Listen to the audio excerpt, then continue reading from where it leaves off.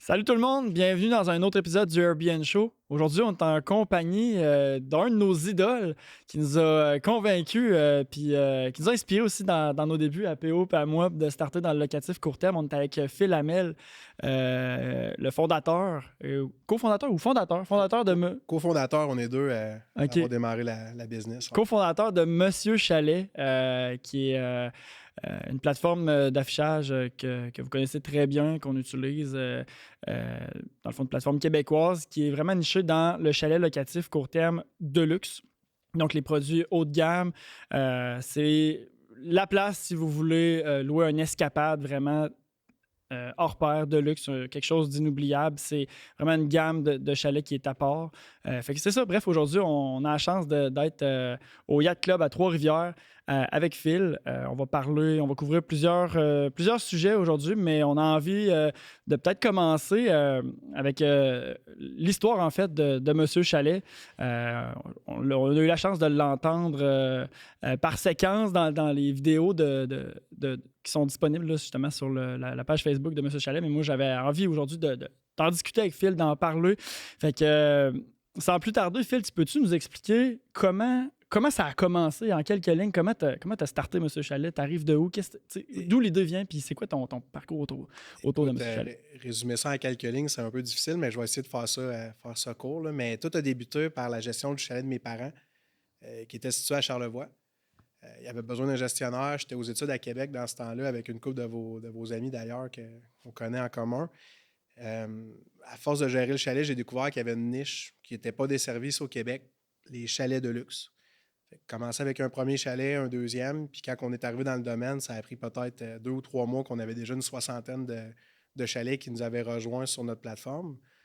Puis, en 2015, des plateformes transactionnelles comme on offrait, le premier site qu'on a programmé, à l'époque, c'était avant-gardiste. Les gens, c'était encore chèques. Je me rappelle quand j'avais repris ça, là, mon père recevait des chèques par la poste. Puis, de nos jours, on a des nouveaux outils, mais ça a débuté comme ça. La vision de l'entreprise était claire. On voulait proposer les plus beaux chalets du Québec aux Québécois pour aux voyageurs de l'international.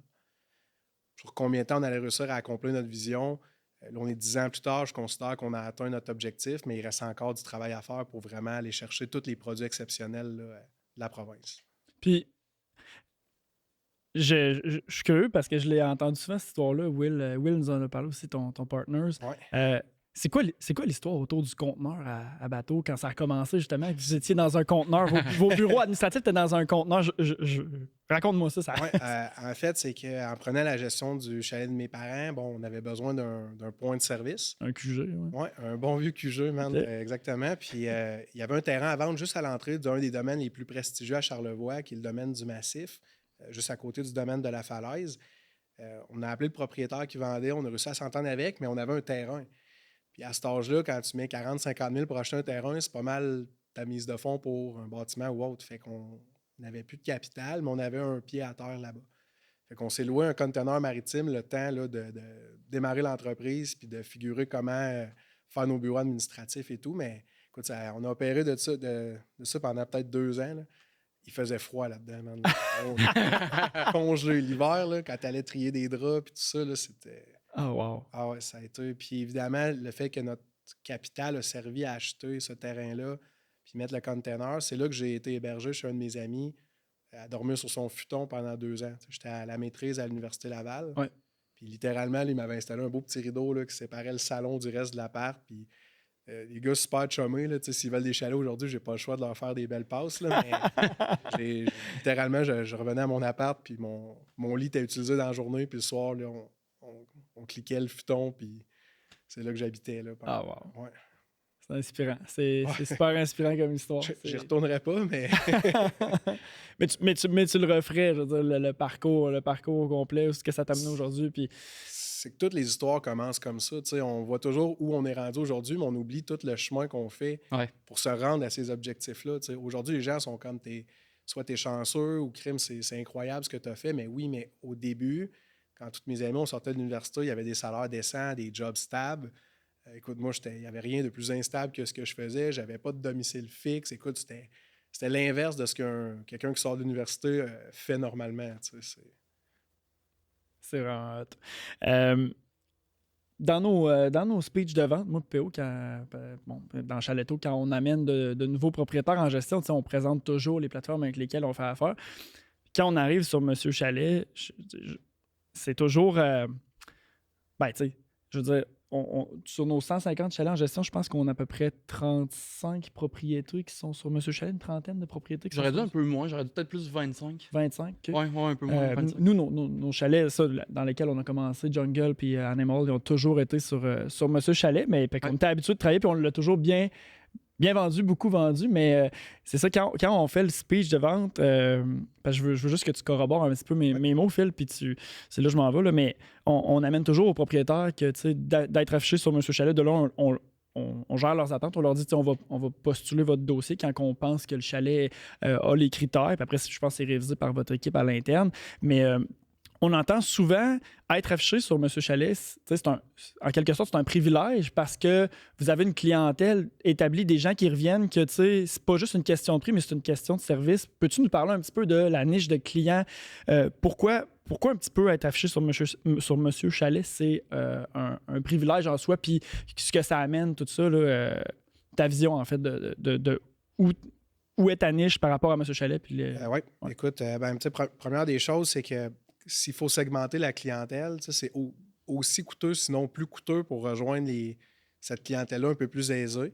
Fait qu'il faut être très, très précis dans nos stratégies marketing puis viser un certain segment du marché. Fait que ça, d'une part, si les produits sur notre site ne cadrent pas avec nos stratégies marketing, la conversion est plus difficile. Fait que ça, c'est un des points.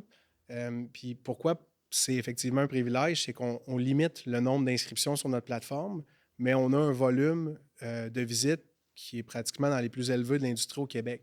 Ce qui veut dire que les chalets sur notre plateforme, le nombre de vues par propriété est nécessairement plus élevé.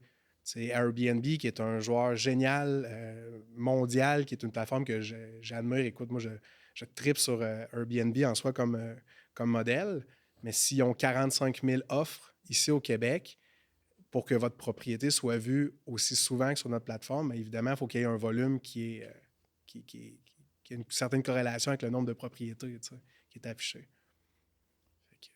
Puis, comme tu nous disais tantôt, tu reçois genre des fois par année 2-3 000 demandes d'affichage sur ton site, puis en réalité, vous les triez, vous ne prenez pas n'importe quoi, là.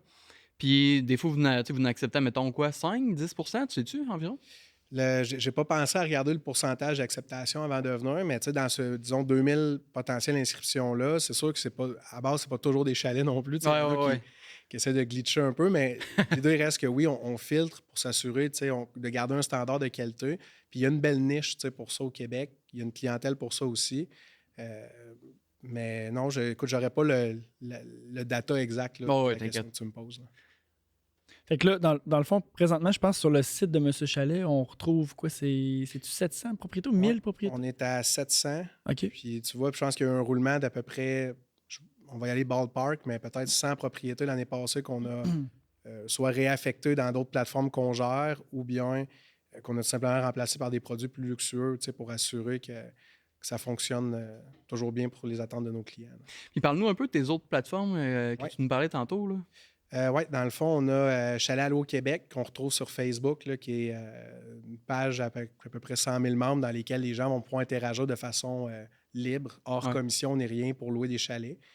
On est propriétaire de Québec Location de Chalet, qui est une plateforme, là, je dirais, principalement 45-65 ans dans ces eaux-là qui louent sur ce site-là.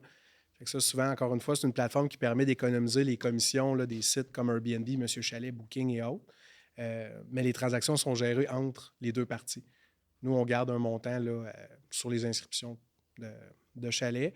On avait des blogs là, comme Chalet Nordique là, qui généraient des articles, des informations que vous avez sûrement vu passer. On partageait de l'information sur l'industrie, juste des bonnes pratiques à tous ceux et celles qui souhaitaient s'y référer. Puis on a également l'Académie de M. Chalet, qui est une école pour aider les propriétaires à peut-être mieux cerner l'industrie, mieux cerner leurs attentes. Parce que, on le disait tantôt, des chalets locatifs, c'est pas aussi passif qu'on pense comme achat. Il y a toujours quelque chose à faire de la part du propriétaire là, derrière Ouais, nous, on l'avait plugué, je pense, 2-3 fois dans nos vidéos. Tu sais, Ah oui, les formations ben, c'est ça, données puis par on Monsieur on en Chalet, a là. fait nous aussi au départ. Puis fait que donc c'est encore actif, là, ce volet-là, académique slash formation que vous donnez Oui, chez Monsieur Chalet. OK. on les fait encore. Puis on veut les pousser un peu plus loin parce que les commentaires qu'on a eus, c'est qu'on est l'entreprise qui va le plus en profondeur dans le sujet. C'est évident parce que je considère qu'après 10 ans, je peux me qualifier d'un spécialiste dans l'industrie. Ouais. Puis on a vu à peu près tout ce qu'il y a à voir 360 degrés. Puis on est vraiment un livre ouvert. Notre objectif, c'est que notre industrie des chalets se porte mieux au Québec. Ces informations-là, si on ne les partage pas, plein de petits insights ou de petits tips qui vont aider à ce que ça fonctionne bien, mais c'est des choses que les gens ne pensent pas à faire au moment de construire ou des gestionnaires ne pensent pas à mettre en place dans leur structure pour éviter des doubles bookings ou des erreurs dans la stratégie de prix ou des choses comme ça. J'ai envie de partir sur une petite dérape. Euh, Comment tu comparais, mettons, le marché d'aujourd'hui au niveau du chalet locatif versus il y a 10 ans? J'ai l'impression, moi, personnellement, que ça a hyper changé. Il y a 10 ans, c'était pas tant la mode d'investir dans des chalets locatifs. C'était un très bon investissement, mais le monde n'en parlait pas tant dans leur famille de « Hey, on va acheter un chalet pour faire vraiment un investissement immobilier. » Toi, c'est quoi ta vision? Comment tu trouves que c'est différent aujourd'hui versus il y a 10 ans? J'ai l'impression, le COVID a eu un impact à jouer, mais il y a Ouais. 10 ans, peut-être 6-7 000 permis locatifs court terme, tandis qu'aujourd'hui, on doit être à pas loin de 17 000 dans l'industrie des chalets. Fait avec le COVID, ça a donné l'impression que c'était la nouvelle forme de faire de l'argent facile en immobilier. Ce qui n'est pas faux, mais ce qui n'est pas non plus le cas. Tout est relatif. Mais oui, ça a évolué. Beaucoup plus d'offres, pratiquement le triple. Puis une demande qui est relativement stable parce que la majorité de nos clients, 80-85 %, c'est des gens du Québec. On s'appelle, hey, les boys, on part en chalet en fin de semaine. C'est 2 nuits, on y va. On n'est pas. On ne remplace pas un voyage dans le Sud, on ne remplace pas un Non, voyage en Italie. C'est le temps d'un séjour. Fait que 80 % des clients viennent du Québec. Autrement dit, la demande est relativement stable, mais l'offre a triplé. Fait que, ce que ça a créé, bon, premièrement, des nouveaux produits, des nouvelles gammes de produits. Puis ça a aussi stoppé l'augmentation des coûts par nuitée. Vous allez le voir avec vos propres chalets. T'es comme tabarouette, on est 5 ans plus tard, puis je loue toujours le même tarif à la nuitée qu'il y a 5 ans.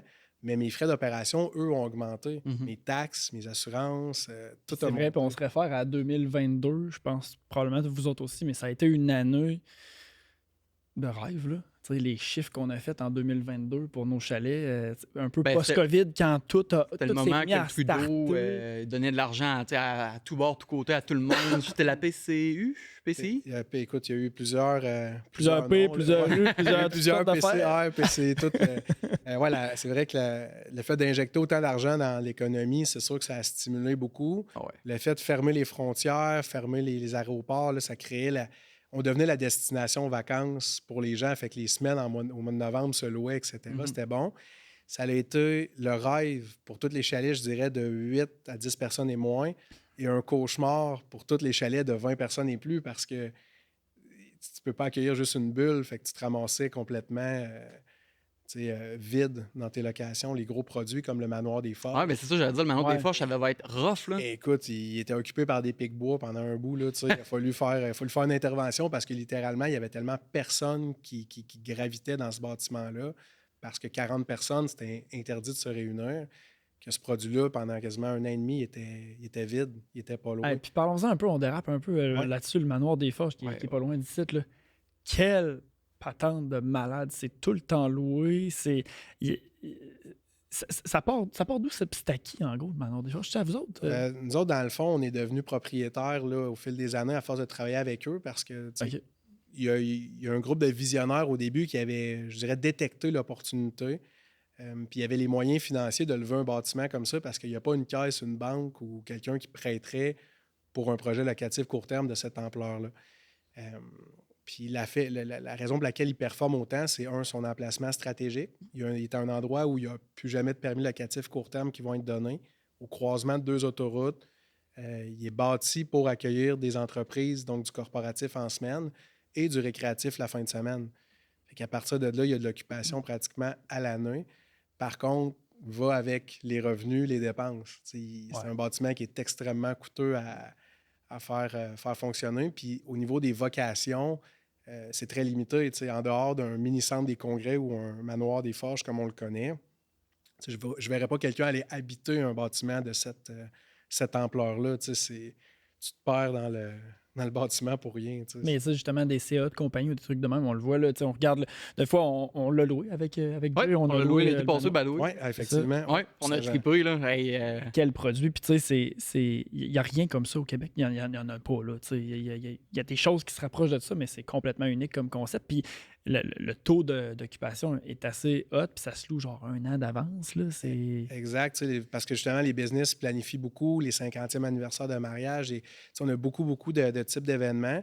La raison pour laquelle on va peut-être en voir très peu ou pas du tout des produits équivalents, c'est qu'il y a une énorme équité qui est dans les murs.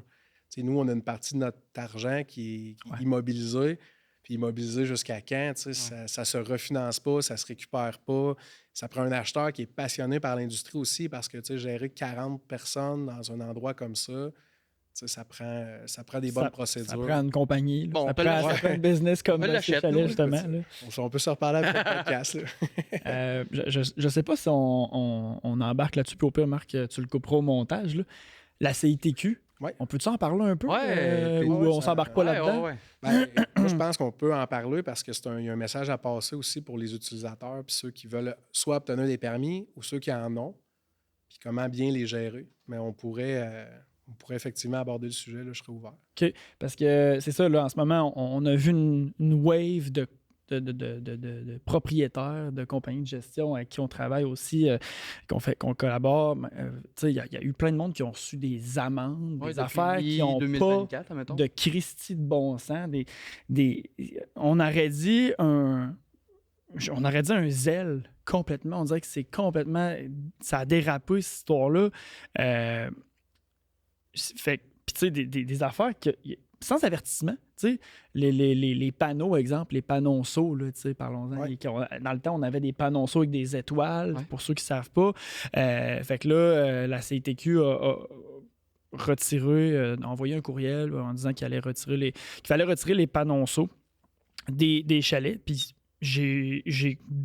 on connaît des propriétaires qui ont reçu une amende de 7000 $. Des fois, c'est plus. Puis c'est jamais le même. C'est pas uniforme non plus de qui reçoit l'amende. C'est un peu, on dirait que c'est un peu au feeling de la personne qui écrit l'amende sur le papier. C'est pas clair. Toi, qu'est-ce que tu as vu un peu là-dedans? Puis, dans le fond, la CITQ, en soi, c'est un organisme qui existe depuis 1995, mettons, là, à peu près, là, dans ces eaux-là. Puis ce fameux permis CITQ-là a toujours été quelque chose de nécessaire pour louer. Mais avant, il n'y avait personne qui investiguait ou qui validait que, bon, ce permis-là était vraiment appliqué. Évidemment, nous, les plateformes québécoises, on l'a toujours fait parce que, bon, c'est dans la loi. Les gros joueurs américains ou des grosses plateformes internationales ne le faisaient pas. Bon, ça, c'est ce qui a été positif avec la loi 25, qui a été passée au 1er septembre 2023. Nous, on a travaillé beaucoup sur le projet de loi avec les adjoints de la ministre et tout. Mais évidemment, quand on a travaillé ce projet-là, ce qui devait être fait, c'est nous donner une base de données. Ça fait quand même 30 ans là, que cette mécanique-là de permis existe. Puis on n'a toujours pas de base de données compétente ou complète qu'on pouvait se référer. Même aujourd'hui, je vais sur bonjourquebec.com, j'écris un de mes permis locatifs court terme, puis il ne sort pas. Puis c'est pas juste le mien, j'en ai trouvé une dizaine, je les ai répertoriés. C'est important qu'est-ce que tu dis là. Je fais un temps d'arrêt 2 secondes parce que juste à titre de référence, mettons, moi, PO, on est infirmier. Si vous écrivez notre nom sur le site de l'OIQ, vous allez voir si on a payé notre permis de l'ordre. Vous allez être capable de valider qu'on est inscrit au tableau de l'Ordre des infirmières et infirmiers du Québec, puis qu'on est en règle. Puis, en ce moment, il n'y a aucune façon pour valider ça un peu avec la CITQ. C'est ça, il n'y a pas de base de données pour dire « Hey, je loue un chalet ». Fait que là, il y a du monde, en plus que la CITQ donne des amendes. On dirait qu'ils se concentrent à donner, mettons, des amendes ou ça chante sur les propriétaires ou les gestionnaires. Il n'y a pas... pendant ce temps-là, il y a des gens comme... Il y a des gens en Chine qui copient nos sites, nos affaires, qui refont les annonces. Puis là, il y a du monde du Québec qui se font avoir par ces fraudeurs-là parce qu'il n'y a pas de base de données pour... Tu sais, il y a un peu de tout ça. On dirait des fois que les priorités sont pas mises aux bonnes places. C'est triste en maudit. Effectivement, c'est que l'analyse n'est pas faite au bon endroit. Facebook Marketplace, c'est un beau marché libre, mais il y a beaucoup de fraude dans cet endroit-là. Mais Revenu Québec n'ira pas là pour vérifier s'il y a de la fraude ou autre.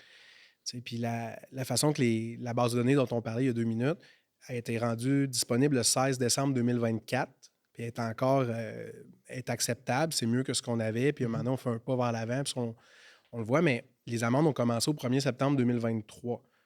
Donc, plus d'un an et demi plus tard, pendant un an et demi de temps, on était un peu dans le néant, puis les amendes ont toutes été envoyées dans cette plage-là. Puis si vous en recevez, puis je vous en souhaite pas, mais nous, ceux qu'on a reçus, ça commence tout par la même phrase, c'est « Nous avons consulté la base de données rendue disponible à Revenu Québec et nous pouvons dire que ce permis-là, mettons, est échu ou qu'il est en retenu ou autre, mais pourquoi Revenu Québec a une base de données lui permettant de me donner une amende, mais moi, je n'ai pas la base de données permettant de vérifier si le permis est bon.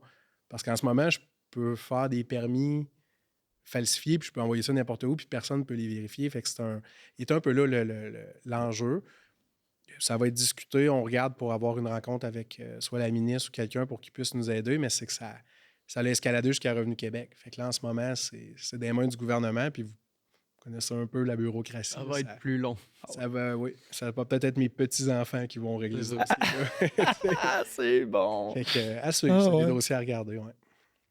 Ah, c'est très, très bon. Ben oui, on connaît ça avec le système de la santé. Oh oui, tout ce qui est gouvernemental est souvent moins efficace que les compagnies privées. Là. Oh, ça, c'est un... Puis on est obligé d'être efficace, sinon on n'a pas notre place, puis quelqu'un va prendre notre place. Là. Un peu comme M. Chalet, si vous ne seriez pas efficace, si vous n'auriez pas suivi un peu votre vision, c'est sûr que quelqu'un vous aurait pris la place, là, tout simplement. Là. Ouais, on est obligé de performer, puis effectivement, les entreprises publiques versus privées, il y aura un podcast complet à faire là-dessus. Là. Assez intéressant d'ailleurs. Mais... Un des points que je voulais parler aujourd'hui, là, c'est le COVID. Ouais. Dans le sens que nous, on l'a vécu vraiment comme propriétaire / gestionnaire vraiment qui louait des chalets, mais vous l'avez vécu vraiment comme plateforme en plus d'être comme gestionnaire, mais aussi comme plateforme de location. J'ai entendu des histoires tellement tripantes, là, tellement tordantes, que, parle-nous un peu de ce que tu as le droit de nous dire, mettons, de quand il y avait, mettons, le premier ministre à 5 h le soir qui disait « C'est beau, là, on change de zone, on est rendu jaune, jaune, jaune, puis là, ça, c'est rouge. » Qu'est-ce qui se passait, vous, dans vos bureaux, votre équipe? La ligne téléphonique devait devenir bleu marin. Parle-nous du branle-bas de combat qui se passait, genre, systématiquement, une fois par 2-3 jours, je pense. Là. Écoute, première des choses, on ne prenait pas de rendez-vous quand on savait que le ministre allait s'adresser au public parce que le téléphone, la minute que c'était complété, là, ça se mettait à sonner, les courriels rentraient, les questions. En fait, ce qui était un peu peut-être, je dirais pas mal fait, c'est juste que quand l'information était donnée à tous en même temps. Une fois que l'information, nous autres, on la recevait, on n'avait pas le temps de traiter, d'appliquer des politiques, de mettre les choses en place, que déjà, il fallait gérer un peu la crise. Les meilleurs exemples, c'est le 24 décembre puis le 31 décembre. C'est tous les clients qui s'en venaient dans des chalets ce soir-là, qui était le soir de Noël, essayaient de nous rejoindre. Tous les gens qui étaient présents dans des chalets aussi, eux autres demandaient d'être remboursés pour retourner chez eux. Tu essaies de leur expliquer, vous êtes déjà contaminés, vous êtes déjà dans cette bulle X, Y là. On ne peut pas annuler un séjour qui est en cours. C'était beaucoup de gestion de crise, puis on avait un chapeau qui n'était pas agréable parce que les gens nous voyaient un peu comme le méchant, mais c'était pas le cas. On était là pour les aider. Mais écoute, moi, le COVID, là, ça a été très, très exigeant comme période de ma vie. Je vais dire ça comme ça en termes de gestion service client. Puis c'est beaucoup de politique aussi qui était inexistante. Le COVID arrive, au début, on remboursait tout le monde. Puis là, maintenant, bon, parce qu'on ne veut pas perdre nos utilisateurs, on ne veut pas perdre nos clients, puis on comprend que ce n'est pas leur faute à eux, le COVID. C'est pas de notre faute à nous, c'est pas de la faute des propriétaires, mais maintenant, il faut que quelqu'un plie dans l'équation. Mais écoute, ça a été des heures et des heures de téléphone, de négociation, des gens qui appelaient qui étaient avocats. Hey, by the way, je suis avocat. Comme on n'est même pas encore en désaccord, puis déjà, on sait que... Je déteste ça, le monde qui se présente comme ça. Là. C'est pas la meilleure approche. Là, je trouve ça... Laisse-moi le temps de te présenter des solutions, puis si tu vois que vraiment je suis à côté de ce qu'on peut appeler un service client compétent, là, fais-moi la mention que tu vas me poursuivre, tout ça, mais de partir avec ça, c'est sûr que ça... Mais tout le monde était tendu, tout le monde était stressé, les jobs étaient incertains, l'avenir de l'économie du Québec était incertain. Écoute, le premier mois, c'était drôle. Les gens, ils se prenaient en photo avec des masques. Les gens étaient comme, c'était drôle. Aussi, ça va bien aller. Puis pendant les 30 premiers jours, on pensait que c'était pas sérieux, mais après 2 ans, à un moment donné, tu te rends compte que c'est là, puis ça va rester un temps. Là. Puis je sais pas si tu connais les boys de voyons, Sur Mesure. Ah, man, ben, Vincent Thériault puis François Thériaut. je les ai déjà rencontrés. Tu sais, je pourrais pas les nommer comme tu viens de le faire, mais j'ai déjà croisé dans du réseautage. Ils m'ont déjà fait des complets, OK. puis ils ont déjà loué chez nous, mais super sympathiques, les boys. Ouais. Je pense à eux autres à cause de la façon que tu parles du COVID, puis tu en parles d'une façon comme ça a été une période difficile. J'ai lu le livre à Frank puis Kevin sont écrits ensemble, qui est vraiment hot, là, qui parle du COVID, comment eux autres, ils se sont retrouvés à vendre des masques, puis finalement, ça a sauvé leur business, puis en plus, ben, ça les a propulsés aussi le sur-mesure est encore plus loin, plus haut que ce qu'ils auraient voulu grâce à ça. Mais dans le début du livre, il parle à un bout qu'ils ont, ils ont vraiment eu la chienne de perdre leur business. Là. Toi, M. Chalet, tu l'as parti 5-6 ans avant le COVID, mettons. Ouais.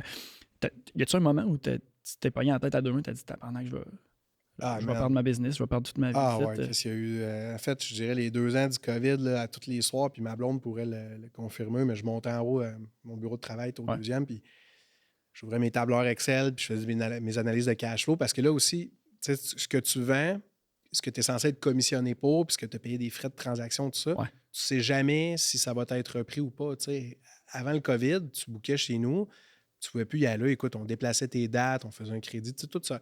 Mais pendant le COVID, les gens avaient besoin aussi de leur argent. Fait que là, il fallait littéralement rembourser. Fait qu'il y avait une gestion de cash flow qui était, je dirais, très épeurante. Là. Ouais. Mais ouais, écoute, comme tout entrepreneur, je pense qu'il y a des moments là, que je me demandais si l'entreprise allait survivre. Tu sais. Puis nous, les années COVID, tout le monde disait ça devait être bon, mais nous, en réalité, ça a été 2 années à perte. On a fait des pertes, nous, pendant le COVID, parce que la majorité de nos chalets sont d'une certaine ampleur, fait qu'ils étaient pratiquement vides. Nos petits produits, 6 personnes et moins, nous ont aidés à fonctionner. Mais tu sais, imaginez faire virer une business pratiquement avec tout ton staff. Nous autres, les gens étaient tombés temps partiel parce qu'on n'avait pas les revenus pour les payer. Les gens veulent le même bon service, mais ils appellent mais pour annuler. Ils n'appellent pas pour te louer quelque chose, ils appellent pour récupérer leurs sous, puis il faut que tu leur donnes le même bon service que s'ils appelaient pour t'en donner. Fait que, écoute, ça a été 2 très grosses années. Puis, tu sais, d'où des fois l'importance d'avoir un 3-6 mois de cash flow dans nos entreprises. Là. Je le recommande à tout le monde. Heureusement, moi, je suis quelqu'un qui... Je me suis déjà tiré une dividende de mon entreprise juste parce que, tu sais, j'aime ça, la laisser confortable. Mm-hmm. Puis je le recommande à tout entrepreneur. Tu sais, prévoyez des imprévus comme le COVID. Comme une pandémie. Comme une pandémie, tu sais, c'est quelque chose qu'on ne pouvait pas anticiper. Un crash économique, ça peut se produire. Tu sais, il peut arriver plein de choses. Fait que si tu n'es pas prévoyant dans tes liquidités, la journée que tu vas avoir une caisse et que tu n'as plus une scène, ils ne te prêteront rien. Il faut aller voir quand il fait beau. C'est le principe du parapluie. Tu sais, quand il pleut, tu veux un parapluie, il va coûter plus cher. Tu sais, ouais. C'est bon, ça, c'est bien dit. Puis, parlant de ça, tu sais, on n'est pas dans une période de pandémie ou quoi que ce soit, mais on s'entend, notre dollar est inquiétant face aux States. C'est quoi mettons, ton analyse de ça? T'as-tu espoir que peut-être les Américains viennent flouber leur cash ici, vu qu'ils ont vraiment un gros pouvoir monétaire? As-tu l'impression que ça va augmenter notre demande d'Américains peut-être cet été au Canada, puis peut-être même au Québec, justement, dans la demande de chalet, ou tu as l'impression que ça ne va pas nécessairement avoir d'impact? J'ai l'impression que les Européens puis les gens dans le nord des États-Unis vont avoir un intérêt à venir parce que, évidemment, quand ton argent vaut 1,5 fois la monnaie de l'autre pays, tu te payes des vacances avec le Club Med qu'on a à Charlevoix, puis on a quand même de très belles choses à offrir ici au Québec et au Canada. Donc oui, moi, j'ai l'impression que ça va être bon pour nos retombées touristiques. Par contre, sur le long terme, on était mieux quand on était à parité. Tu sais. Ouais. Fait que, mais non, je pense qu'à court terme, il va y avoir un impact positif, surtout au niveau des Français, des Européens, des Belges, tu sais, des gens qui n'ont pas de barrière linguistique et qui ont envie de découvrir des grands espaces. Là. Comme avec Chaletto, si vous allez plus large, ça va vous prendre des ressources additionnelles. Ouais. Puis nous, avec, mettons, Will, Alex, les autres actionnaires dans le business, on est rendu 4. On aime bien le principe lifestyle / entrepreneuriat. Puis j'estime, je crois, du moins, avoir les compétences pour monter une très, très grosse entreprise qui ferait 100-150 millions de chiffre d'affaires. Mais j'ai pris la décision d'avoir un équilibre entre ma vie personnelle et mon entreprise. Puis cet équilibre-là nécessite de dire à combien je suis heureux, je suis satisfait, puis de bien desservir le Québec, puis cette niche-là, pour moi, ça rejoint cet objectif-là, comme entrepreneur. OK. Je dis pas que dans 10 ans, ça va être différent, mais là, à ce stade-ci, on dirait que c'est ça qui est mon mindset. Puis j'ai des amis de Montréal, man, là, ils sont en train de tout casser, man. Là. Ça va dans une couple d'années, ça va valoir 100-150 millions. C'est des gens qui sont craqués, motivés, tout ça, mais faut pas que ta famille en subisse Ouais, je suis à la même place que toi. du temps de qualité avec eux. Fait qu'il y a comme une espèce de croissance, je vais dire croissance contrôlée. Si une croissance contrôlée nous apporte dans le reste du Canada, dans le nord des États-Unis, tout ça, on va y aller. Mais je veux plus faire d'hyper-croissance comme on a fait depuis 2-3 ans. Écoute, tout ton cash passe dedans. Tu sais, faire des profits maintenant là, réels puis les réinvestir dans la compagnie, puis ça, c'est une bonne chose aussi. C'est une business en santé. Ouais. Puis, tu sais, vous autres, vous avez un beau groupe. Moi, je vous vois aller, man. Je vous admire. Je trouve que c'est génial ce que vous faites. Puis, je vous encourage à poursuivre. Trouvez votre X à vous. Tu sais, le mien, c'est celui-là. Tu sais, Dans le discours que tu viens d'avoir, man, tu me fais tellement penser à le discours que Matt a depuis le début du projet, où Matt est un gars comme toi, c'est un père de famille, puis tu sais, il fait toujours attention d'avoir une belle équilibre entre, puis des fois, tu sais, vous la défoncez. ouais, ben, C'est normal, ça va être ce qu'on peut, entrepreneur, là. là. C'est ça, mais peut. tu sais, je pense que les deux, vous essayez d'avoir une belle équilibre entre la famille, c'est-à-dire votre qualité de vie, puis bon, oui, tu sais, faire avancer la compagnie. C'est-à-dire les deux, pour de vrai, quand tu parlais, je pensais vraiment que je voyais Matt parler devant moi. Là. Mais c'est une belle vision, tu sais, puis ce qui est important, c'est de se connaître comme entrepreneur, puis j'aime bien avoir une bonne business opérante, comme clairement vous avez en ce moment entre les mains, l'immobilier long terme à côté, un peu d'argent en bourse, bien diversifié, s'il arrive des choses un peu particulières, ben, puis voyager avec ma famille, c'est ça, mon travail me le permet en ce moment, moi, tout le plan stratégique de l'entreprise que je fais, je peux le faire de n'importe où. Fait C'est ça, Will nous disait que tu étais à Bali récemment. Ouais, j'arrive de 6 semaines à Bali. On part à Saint-Martin en avril, Porto Rico en octobre l'année prochaine, Philippines après. Tu sais, ma blonde, elle a beaucoup d'endroits qu'elle aimerait visiter, mais on le fait de façon super intelligente. Home exchange, fait que pas de prix de loyer. On magasine nos destinations en fonction des prix des billets d'avion. On utilise des points de carte de crédit. Oui. Fait elle est excellente pour on va dire le couponing. Là. Ouais. Ça trouve toutes les deals de partout. Fait qu'on voyage comme jamais pour trop cher. Puis même si j'ai les moyens de me payer le beau hôtel sur le bord de l'eau, puis tout, je suis tout le temps dans un run arrière, puis je pars avec ma poussette, puis on dort dans des 3 étoiles, mais je loue du 5 étoiles. Ouais.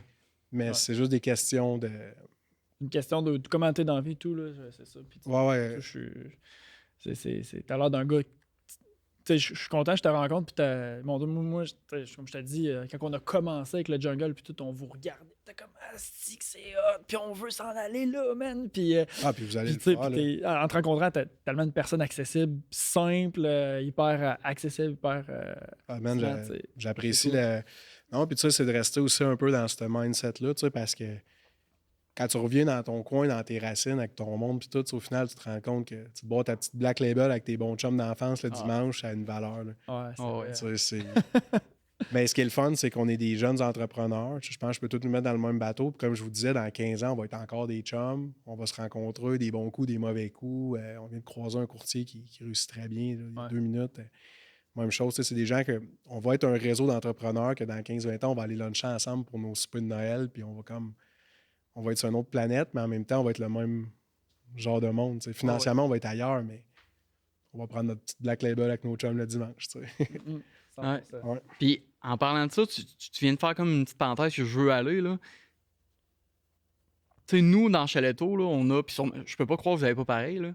On est tous humains. Là. On a un drive. Là, puis dans le drive, il y a un dossier vraiment de les pires conneries que soit les locataires ont fait ou on dit, admettons, comme ils nous ont posé des questions, mettons. Là. T'as-tu ça, c'est Monsieur Chalet là, à l'interne, juste pour. Ah, man, oui. T'sais, ça peut l'air de pas vouloir répondre à ça, mais nous, on l'a. Là. Un Moi, livre franc, du diable, là, tu sais, que genre, on écrit dedans, mais qui sera jamais partagé à personne. Ouais, Puis, tu sais, vous dites, vous écrivez dedans, mais c'est les utilisateurs qui écrivent dedans indirectement. Ouais. Mais oui, tu sais, on a des... tu sais, dans les parties de Noël, des choses comme ça, il y a toujours des choses qu'on a entendues, qu'on a vues. Des fois, c'est juste de la maladresse ou autre. On s'en parle entre nous, mais on fait attention toujours pour pas trop... Ouais. Bon, on dit pas non, on dit pas, tu sais, on fait attention de ne pas identifier les personnes, mais on. Ah, man. Mais le pire dossier qu'on a eu à gérer, c'est un couple qui réserve pour, mettons, effectivement, la Saint-Valentin. Bon. Ah oui, je l'ai entendu, ça, c'est malade. Oui. Continue. Ah, Ok, oui, ouais. je l'ai pogné dans un podcast. Ah, c'est bon, ça. Ils réservent pour la Saint-Valentin, les deux. Là, c'est le gars qui réserve avec la carte de crédit de la conjointe. Là, finalement, entre-temps, ils se séparent. Fait que là, ils nous appellent pour annuler. Là, c'est comme pas possible, on est trop près de la date. Fait que là, ça se finit que les deux se ramassent sur place, mais avec leur nouveau comme blonde chum, tu sais, c'était comme pas trop, ils se parlent plus, tu sais. Oh. Là, ils nous appellent, puis là, ils sont comme, moi, là, est à qui la réservation? C'est elle qui a payé, mais c'est lui qui l'avait mis à son nom, tu sais, avec le consentement des deux au moment de booker. On est comme, ben écoute, lequel des deux le veut le plus, puis nous autres, on va relocaliser l'autre, tu sais. Puis finalement, ils ont réussi à s'entendre, mais tu sais, c'est juste que c'est malaisant parce que même pour eux, d'arriver pratiquement les 4 en même temps, tu sais, avec les nouvelles blondes, nouveaux chums, nouvelles fréquentations, tu sais, puis nous, on doit gérer ça. Tu sais, moi, je suis au téléphone avec eux, je suis comme, OK. Puis pourtant, c'est tellement Je pensais que la décision s'était prise sur un pile ou face les deux couples avaient fait. Écoute, je me rappelle pas comment ils ont déterminé exactement qui avait le chalet, mais ce que je sais, c'est qu'on a trouvé un chalet pour relocaliser les autres. Tu sais, on travaillait, nous autres, en background pour leur trouver. Ah oui. Mais c'est juste que tu te ramasses dans des situations dans lesquelles, normalement, tu ne devrais pas être impliqué, mais vu que tu es de la plateforme, tu es dans l'équation, ils te pitchent le problème dans les mains, tu sais. Ben, c'est bon. Puis ça me fait penser... PO, c'est le gars, là. C'est le gars le plus smart au monde. Ouais. C'est le gars le plus sweet au monde, le plus pacifique. Mais quand tu tombes dans l'angle de le faire pogner un nerf, de le faire chier, puis tu rouvres cette porte-là qu'il faut pas que tu rouvres, t'as accès à un monde, à un autre PO, puis ça me rappelle la fois... J'ai peur. On gère un... J'ai encore peur, là. Ben, je nommerai pas la place exacte parce que je voudrais pas faire de mauvaise publicité, mais dans tous les chalets qu'on gère, à un moment donné, il y a un groupe de gens qui réservent dernière minute. Vraiment dernière minute. Pas de commentaires sur Airbnb. Dans un nouveau chalet qu'on a affiché. Ouais, ben, peut-être, là, tu sais. Puis bref, les gens réservent, puis là, tu sais, pas de commentaires.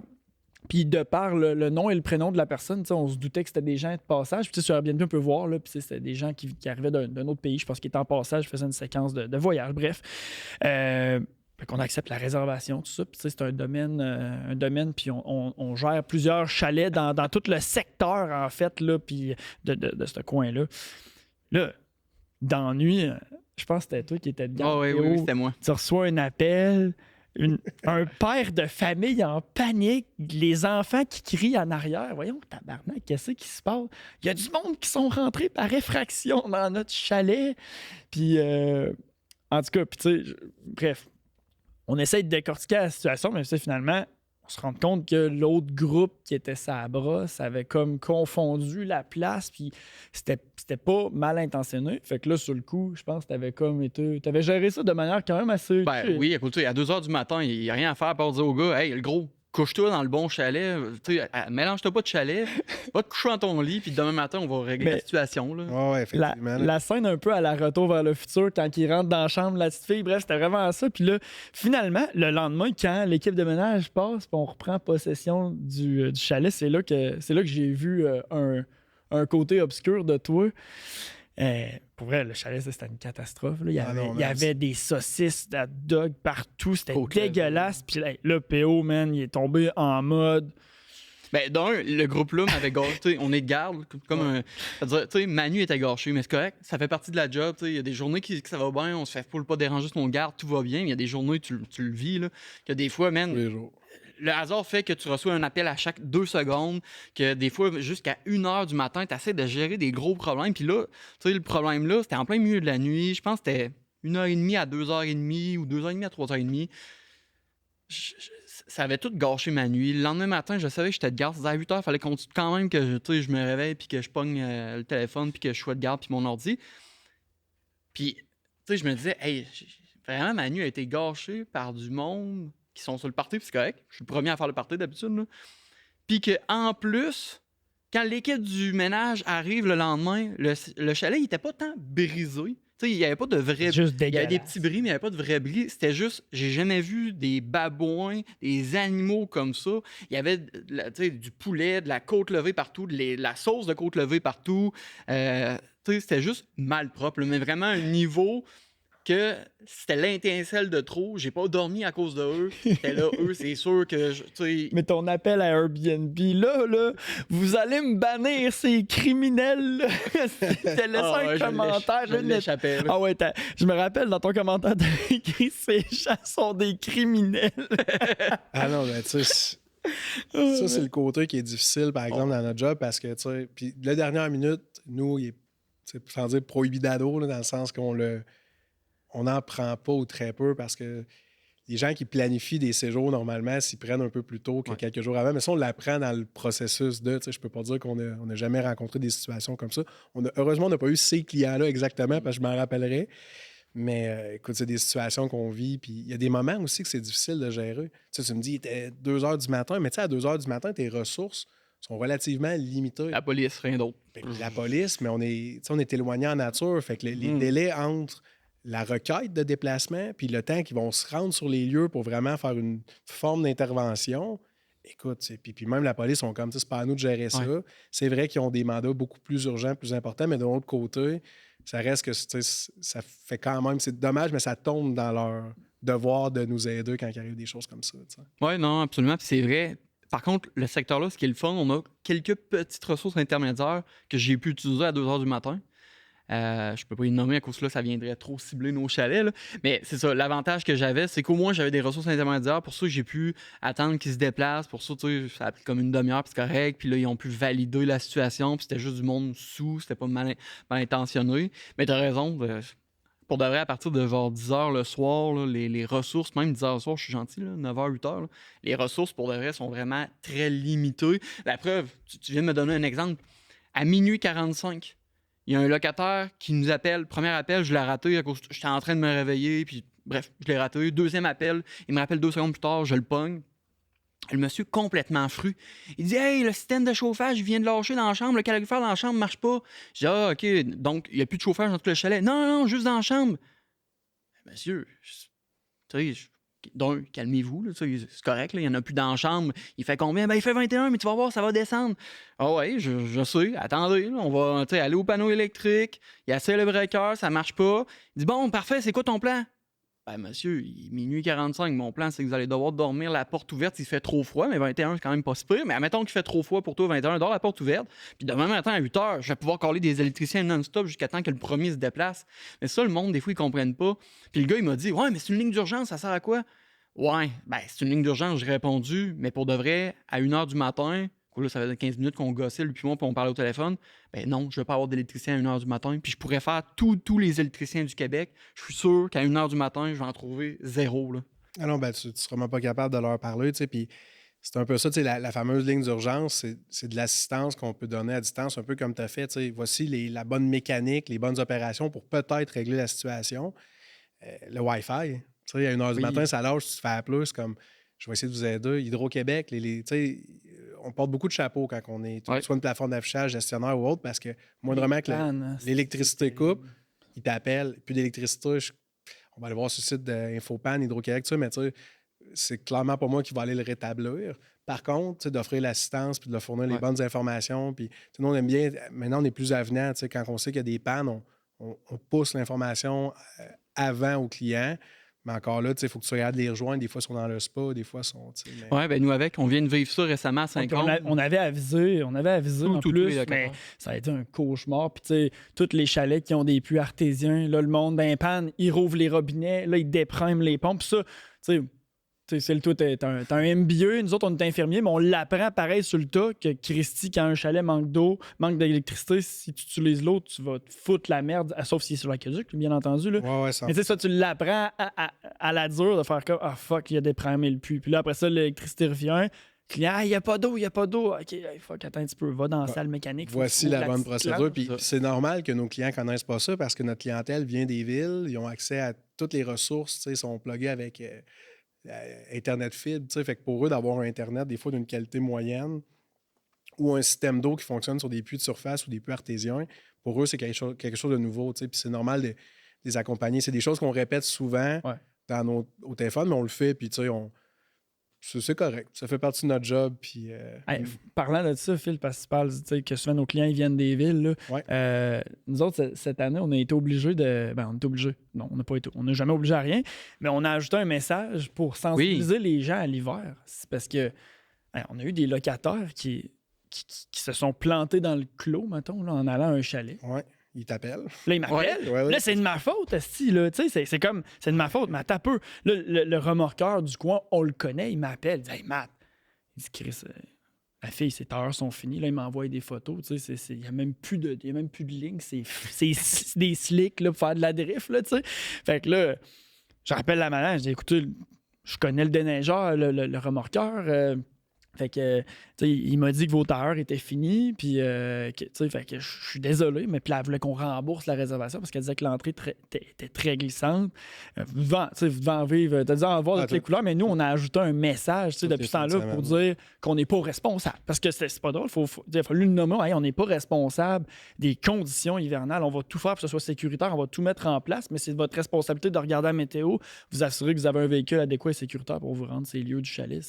Exact. Puis le nombre de fois qu'on est allé, nous, il y a certains chalets, des pentes d'accès, on fait ajouter des stationnements alternatifs aux propriétaires pour que l'hiver, quand c'est glissant, mais le nombre de chars, je suis allé déprendre, là, je m'assois dedans, je mets ça sur le reculon, puis je le monte dans la côte. Ouais. Parce que je connais la côte, parce que je connais les lieux, puis parce que j'ai une meilleure maîtrise peut-être en nature de certains véhicules que des gens qui ne sont pas moins habitués.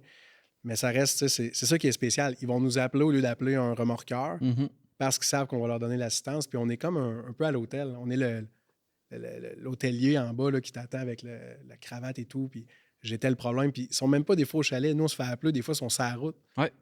Une panne d'essence. On s'est déjà fait appeler pour une panne d'essence. Hey, je suis en panne, je fais quoi? Ben, tu CAA? Ouais, ben, appelle CAA. Tu vois, eux autres vont pouvoir vraiment faire de quoi.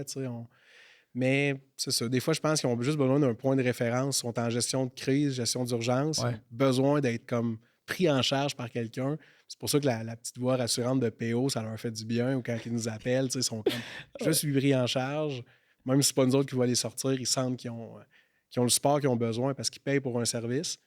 Puis à partir du moment où ils quittent leur maison, théoriquement, ils tombent un peu dans notre environnement de travail. Ouais.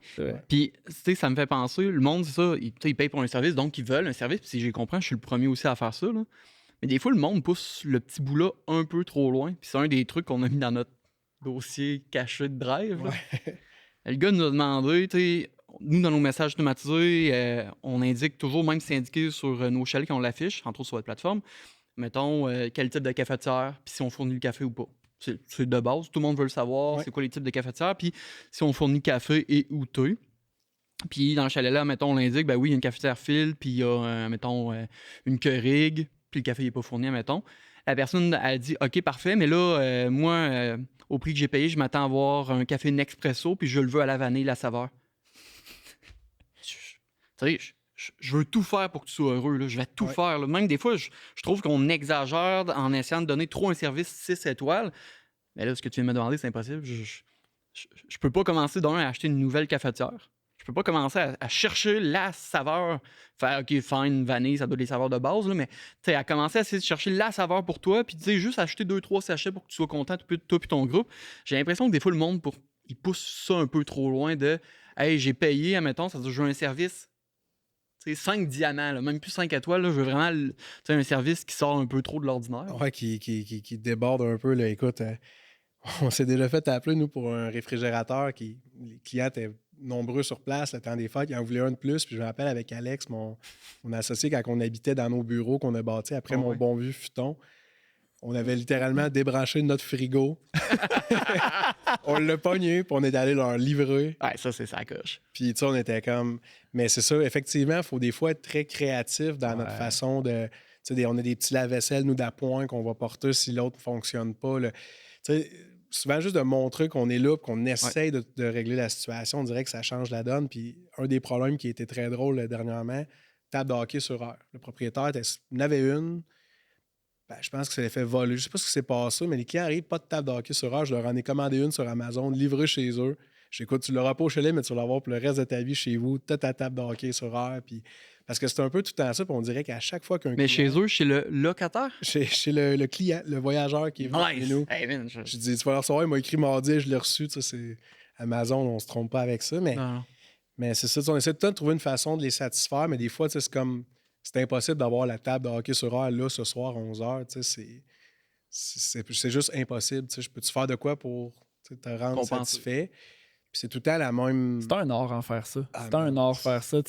C'est vrai ce que tu dis. Puis ça me fait penser J'ai une maison touristique en Gaspésie, à Ouais. Perceux. Puis la première année que j'ai fait installer mon spa, bref, un petit problème niaiseux. Les clients arrivent, le spa marche pas. Puis la fille, elle capote, puis elle est pas contente. Puis je suis comme.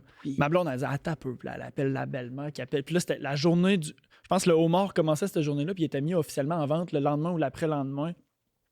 Ma blonde a fait aller ses contacts gaspésiens. On les a fait livrer genre 5-6 homards qui avaient été pêchés dans la nuit. La cliente est comme hein? Elle dit esti, merci. Oh, man. C'était genre vraiment hot. Finalement, entre-temps, j'avais trouvé une solution pour le spawn. Puis c'était vraiment niaiseux. Il y avait genre un airlock d'un tuyau. Esti, puis il donnait un code flow. Bref, c'était complètement calme. Ouais, le fameux FLO. hein. Ouais, classique. de Ouais, ouais, Facebook. ouais. Il y avait juste de l'air de prix d'un tuyau, puis ça, tu l'apprends au début. Puis là, la fille, justement, fait livrer des homards parce qu'on voulait notre 5 étoiles. On voulait que ça. Ça a-tu fini comme les homards dans le spa chaud? Comment ça se non, c'est vrai, l'histoire avec le poulet dans le spa. Je pense que vous autres ici, vous avez déjà poigné un poulet dans un ben, spa. ça, les spas, c'est une. C'est une source de De histoire revenus, incroyable. mais de problème. Ouais, ben, en fait, c'est que ce qui arrive aussi, c'est qu'un spa résidentiel, tu sais, mettons, tu en as un chez toi, tu y vas avec ta famille à une certaine fréquence, puis d'un chalet, tu sais, sont très utilisés, très sollicités, puis souvent par un nombre de personnes qui est plus élevé que la capacité. Avec des fluides, ne pas nécessairement, puis je parle d'alcool. là, Ouais, non, ou non, de mais breuvage. alcool, tu sais, tu sais, Crème solaire aussi, là. Ah, c'est épouvantable. Ouais. Du déo, tu sais, tout ce qui peut. Fait que, tu sais, ça aussi, c'est un autre dossier. Puis ce qui est difficile, c'est que ça prend le sweet spot parce que vu qu'on est sur des puits artésiens, Mhm. on peut pas remplir tous les spas tous les jours d'une montagne. Tu sais, tu vides tes puits. Fait que là, il y a comme une espèce d'art de combien je retire d'eau pour remettre de la nouvelle eau, on chlore suffisamment pour les ramener. Mais écoute, ça aussi, c'est un art. Tu sais, les spas, là, c'est. Là, on parle des spas normales, mais un de nos propriétaires a un spa de nage. C'est-à-dire que c'est vraiment en termes de capacité d'eau, là. Ah, C'est 3 ou 4 fois. Ben, un spa normal, je pense que c'est genre 4500 litres d'eau. 6500 litres, puis un spa de nage, je pense que c'est comme 15 000. Ouais. Ouais, Ben, c'est une ça. piscine. Parce que, tu sais, puis le spa, tu sais, veux pas, le spa de nage-là, c'est un chalet que ça donne, il y a des plus gros groupes qui. Ben, c'est un chalet de 15 personnes, puis il y a 15 C'est ça. personnes qui rentrent dans le spa. Fait que finalement, c'est une piscine.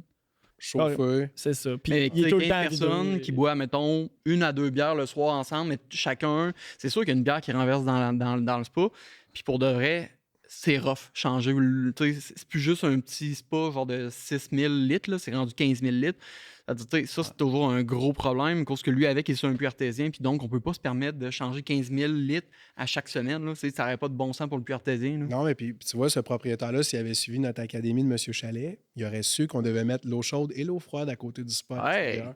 C'est Il l'aurait clair, su. c'est vrai, Il ça. l'aurait su. C'est vrai, une sortie d'eau chaude, on le dit souvent. Oui, ben maintenant, quand le monde nous approche pour la construction, là, puis qu'ils ont leur plan, mais qu'ils n'ont pas débuté la construction, c'est un des trucs qu'on leur dit. Surtout quand c'est des gros chalets, là, du 8 en montant. Ouais. Pour les petits chalets, l'eau, on la change moins souvent des spas. Là, souvent, quand c'est des chalets de 6 personnes, c'est rare qu'on change souvent l'eau, là, dans le sens que elle t'offre plus longtemps. Là, le monde fera plus attention.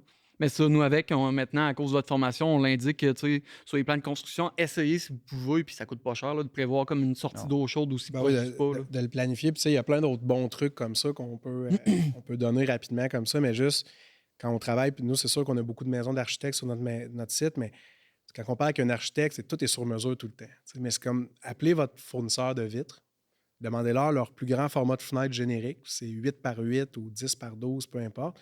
Puis fournissez cette information-là à votre architecte pour qu'il travaille avec des fenêtres génériques.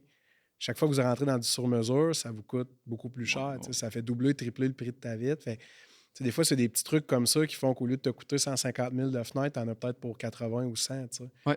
Fait que c'est plein de petites choses comme ça qui sont bons à savoir dès le début. Tu sais. On en a parlé un peu plus tôt. Quand s'adresser à une plateforme de location, un gestionnaire, le plus tôt possible dans l'aventure des chalets locatifs. Avant d'acheter, avant de construire, tu sais, le plus tôt possible, aller chercher du renseignement auprès des gens de l'industrie. On est des livres ouverts. Tu sais. Mhm. Si ça va bien pour les propriétaires, ça va bien pour nous, ça va bien. Tu sais, Ben, c'est ça. c'est un cercle vertueux. Le 1 ou 2 heures là, mettons qu'on va investir avec eux pour les conseiller puis les encadrer, ça va tellement nous sauver des problèmes.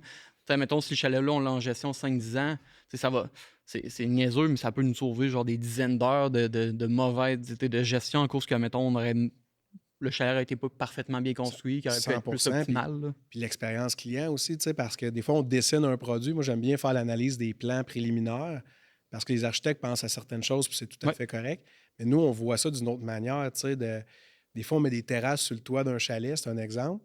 mais il n'y a pas de point d'accès de service. Il n'y a comme pas de coupe de vin disponible, de machine à café tout près. Fait qu'il faut que tu descendes 3 étages pour aller te procurer ce que tu as besoin puis remonter, mais ça vient un irritant. Ouais. Fait qu'un petit frigo laissé en haut avec comme un point de service dans le chalet juste avant d'accéder à la terrasse, c'est genre des petits avantages que l'expérience client après ça, tout est parfait. Ouais. Puis des fois, le monde, c'est une des exemples que je pense que j'ai souvent parlé dans nos vidéos. Là. C'est niaiseux, mais dans un chalet de 12 personnes et plus, c'est un des trucs qui est long à faire au niveau de l'entretien, c'est le ménage. Là. Ouais, Puis tu sais, moi, je le conseille toujours à ça. Vous avez un chalet comme de 10 personnes et plus ou 12, là, c'est sûr. sécheuses. C'est sûr, vous allez avoir énormément de serviettes, énormément de literie, puis tout ce qui est autour aussi. Prévoyez tout de suite 2 sécheuses. Là. Ça va faire économiser du temps pour l'équipe de ménage, donc ils vont vous charger peut-être moins cher. Ben, ils vont vous charger moins cher en bout de ligne. Là. Ouais, c'est rapidement rentabilisé. Ouais. Ah ouais, Ouais. 100%. Ta sécheuse coûte 600$ si tu l'as acheté usagé ou à la limite 1000$ neuf. Puis là, tu sais, je suis allé dans les belles sécheuses. Puis tu l'as rentabilisé en termes de frais de ménage en quelques mois. Là. Ah non, 100%. Puis on parlait un peu tantôt des visions de nos entreprises respectives. Ouais. Chaletto, dans 5 ans, dans 10 ans, c'est quoi Chaletto dans 5 ans ou dans 10 ans? Vous êtes où? Vous voyez ça comment, l'entreprise, au niveau de l'expansion géographique et tout? Là? Ben, écoute, plus on avance, je pense que plus la vision se dessine puis s'éclaircit. Tu sais, tantôt, je t'en parlais off-record, mais moi, c'est clair que nous, on est une compagnie de gestion. Tu sais, je veux dire, il y a tellement des beaux produits. Tu sais, vous autres, vous êtes une Christy de belle plateforme d'affichage. Moi, je vais continuer de travailler en collabo, tu sais, avec Monsieur Chalet parce que vous faites déjà fucking mieux que nous, de ce côté-là de plateforme. Fait que, tu sais, la vision, c'est de continuer de gérer. Je pense qu'on est en train vraiment de se développer une expertise, le fun, avec des partners, on beaucoup de réseautage. Fait que Chaletto, dans 5 ans, je peux pas te dire, mais on le vit vraiment au jour le jour. On avance. Nous autres, le but, c'est qu'on augmente. On veut vraiment se positionner comme étant quand les gens parlent de gestion locative, je veux qu'ils fassent gestion locative, Chaletto, gestion locative, Chaletto, juste pour vraiment rattacher ces deux éléments-là ensemble. Je pense qu'on s'en va vers ça. Puis on le fait pour les bonnes raisons. On le fait parce qu'on est passionné, parce qu'on aime ça. On n'était pas obligé on n'était pas pris à la gorge ou obligé de sortir du système de la santé. On l'a fait vraiment parce qu'on aimait ça. Fait que c'est ça. Puis c'est vraiment le but, c'est de se positionner comme la compagnie de gestion. Puis tu sais on crée des liens et tout. Là, on travaille avec tout le monde. On crée des liens. On connaît un peu comment chaque joueur fonctionne, comment chaque joueur travaille. Fait que c'est vraiment d'utiliser toutes ces ressources-là pour amener nos propriétaires à avoir le plus de rendement possible pour leur propriété. C'est vraiment l'objectif, puis d'en avoir le plus possible. Concrètement, en réalité, puis ça, on s'en cache pas, peu importe la personne qui nous le demande, là, c'est vraiment, on veut jamais être confortable dans notre situation, dans le sens qu'à la seconde qu'on s'assied, on se dit « Hey, Chaletto, on est sur le cruise control, ça va bien, on est confortable », on veut quand même se sortir de ça, puis on veut se remettre dans des positions inconfortables. Puis c'est pour ça un peu notre vision, puis on s'en parle souvent, c'est de toujours continuer l'expansion de Chaletto. Là, ça va super bien, là, vraiment. On a vraiment une immense croissance, j'aurais jamais cru en ça. Puis pour ça, là, on parle de tranquillement soit expansionner vers l'Ouest canadien, tranquillement. C'est-à-dire l'Ontario, qui est juste à côté. Il y a beaucoup déjà des personnes qui nous contactent. « Hey, tu voudrais-tu gérer tel chalet? On est sur le bord de l'Ontario. » Ça va rapidement débuter.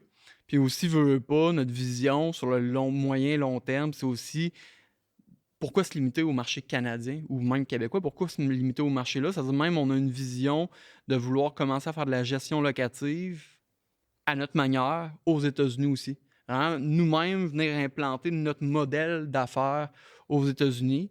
Il y en a plusieurs déjà là-bas. Là. Je veux pas, il y en a même 10 fois plus qu'au Québec. Mais on veut vraiment implanter notre modèle d'affaires aux États-Unis tranquillement.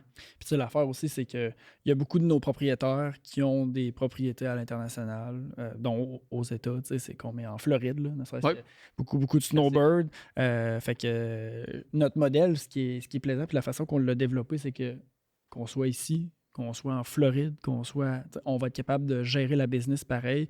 Fait que le US, c'est pour bientôt, mais ce sera pas Chaletto, ça va être un autre branding, quelque chose d'autre. Mais... Qui est adapté, mais écoute, exact, c'est ça. Mais c'est cool de voir ça, du monde du Québec, des entrepreneurs d'ici qui ont des visions comme ça à l'international. Puis je suis convaincu, moi, que vous allez réussir parce que je vous suis depuis longtemps, je vous connais, je connais votre noyau. Pas tous personnellement, malheureusement. Là. J'aimerais qu'on passe plus de temps ensemble, évidemment, mais c'est toujours des contraintes de temps d'emplacement. On viendra prendre une bière ici. Là. Ah, écoute, ben, après le podcast, je vous invite. Mais non, puis tu sais, je suis vraiment fier de ce que vous faites, les boys, honnêtement. Je trouve que vous avez une belle vision, vous avez une belle dynamique du monde du Québec. Tu sais, au Québec, on dirait que les entrepreneurs, on est tous les uns contre les autres au lieu d'être tous ensemble. On n'est pas fiers des entrepreneurs québécois qui réussissent. Tu sais, des fois, il y en a qui ont de la difficulté à se mettre sur les protections de la faillite, des choses comme ça. Ouais. Puis le monde, ses réseaux sociaux sont comme tant bien bon pour lui. Ouais, tu sais, bien bon pour lui, mais il embauche toujours bien 600 Québécois, puis c'est quand même le poumon de notre économie. Fait que c'est peut-être pas si bon que ça pour lui, puis c'est peut-être pas si bon que ça pour les Québécois quand il y a des entrepreneurs qui, malheureusement, se retrouvent à ne pas réussir. Puis non, je trouve ça intéressant. Je trouve ça cool de voir ce que vous allez. Fait que vous êtes partie des 2 personnes qui aidaient les gens, puis vous vous retrouvez à aider des propriétaires de chalets, donc de toujours aider des gens, mais dans un tout nouveau créneau. Fait que, tu sais, votre bagage d'infirmier, le côté altruiste que vous aviez, vous l'avez juste transféré dans une nouvelle industrie. Tu sais. Exact. Puis, on le fait parce qu'on aime ça, on est passionné. Puis ça a commencé quand même il y a 10 ans avec le LGB, le chalet Les Grands Bois, puis le jungle qui a suivi après. Puis je vais clore le podcast là-dessus, Phil. Puis PO puis moi, on se l'a dit souvent, puis on idolâtrait énormément. Puis encore aujourd'hui, M. Chalet, puis tout ce que vous avez fait. Puis je vais prendre quand même quelques mots pour te dire merci d'avoir tapé à la trail pour nous autres. Parce que, je veux dire, tu as commencé, on le voit, là, on en a parlé au début du podcast, puis ton histoire est inspirante. Elle est inspirante parce que, je veux dire, elle s'invente pas. Là. Chris travaillait dans un conteneur, puis tout, c'est complètement fou. Ça prend, c'est vraiment une histoire inspirante. Puis, tu as tapé la trail avant que tout ça devienne, je veux dire, avant que la pandémie arrive, puis que tout le monde se mette à avoir du cash comme de l'eau, puis à acheter des chalets, puis que justement le volume de chalets au Québec triple. Merci d'avoir fait ça, d'avoir montré cette voie-là, parce que je pense que s'il n'y avait pas eu du monde comme vous autres, les pionniers qui ont fait cette trail-là avant, ben il y a bien des choses qui seraient différentes, puis on ne réalise pas l'impact de ça. Fait que moi, je vais prendre le temps, parce que pour vrai, tu es encore une idole pour moi, mais merci d'avoir fait ça, puis c'est ça. Je suis vraiment fier de pouvoir collaborer avec vous autres, puis d'aujourd'hui être assis, puis travailler dans cette industrie-là, puis faire ce que j'aime. Comme je t'ai dit, pour moi, mon travail, j'ai l'impression de gamer tous les jours. J'ai du fun. Fait par le plaisir. Ça, par contre, nous, c'est la même dynamique. On a du plaisir à tous les jours dans ce qu'on fait. Puis, effectivement, c'est le fun qu'entre entreprises québécoises, même si on a on est d'une certaine manière des compétiteurs indirects, on est également des partenaires dans toute cette aventure-là, parce que veut pas, on évolue dans la même industrie, mais il y a du respect entre les 2 parties, il y a de la collaboration. C'est le fun qu'on puisse voir ça au Québec, parce que nous, des fois, on approche des gens, puis ils nous parlent d'Airbnb, ils parlent de Booking, ils parlent d'autres plateformes. Je suis déjà sur Airbnb. Oui, mais c'est que tu savais que Airbnb vont prendre pratiquement 20 % de tes revenus puis les envoyer en Californie. Tandis que si tu travailles avec des plateformes d'ici, tu vas avoir le même volume, mais l'argent va rester dans l'économie québécoise, canadienne. Avec tout ce qu'on vit avec Trump actuellement, c'est des petites choses comme ça, des fois, qui font la nuance. Mais merci de croire à notre projet. Merci de faire partie de ceux qui font que M. Chalet a une offre de chalet aussi alléchante aujourd'hui. Ça a été un plaisir de vous rencontrer et d'échanger comme ça dans un podcast, là, dans une si belle journée au bord du fleuve. Ouais, c'est la coche. Le setup est assez malade, merci. On a quelque chose de vraiment cool. Mais merci, Phil, pour le temps que tu nous as accordé. Puis bonne continuité. Je suis sûr qu'on va avoir l'occasion de se reparler, mon chum. Sans faute, les boys. Yes. Yes, sir. Ciao.